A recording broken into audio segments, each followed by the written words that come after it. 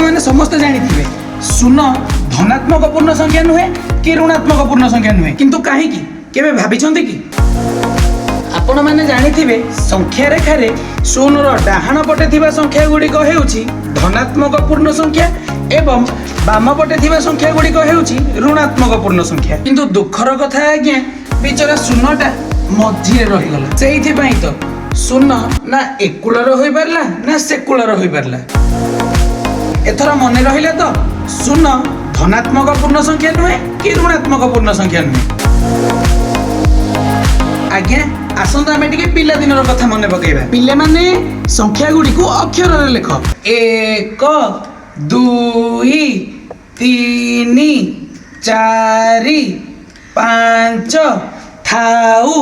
सेतिकी नहले आपण माने मो वीडियो को स्किप करके देखिबे आज्ञा एथिरे इंटरेस्टिंग कथाटा हेउची 2 सुनी परले तो आज्ञा 2 केवल 2 हेउची एमिति एक संख्या जहा को पढिला बेले 2 पढुछु एवं लेखिला बेले मध्य 2टी वर्ण द्वारा ही लेखुछु बुझी परलेनी कि आज्ञा टिके देखु नांती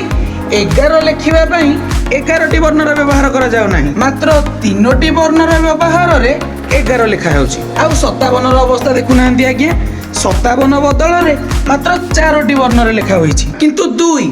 2 को 2टी वर्णर ही लिखा जाई थाए ठीक से ही भली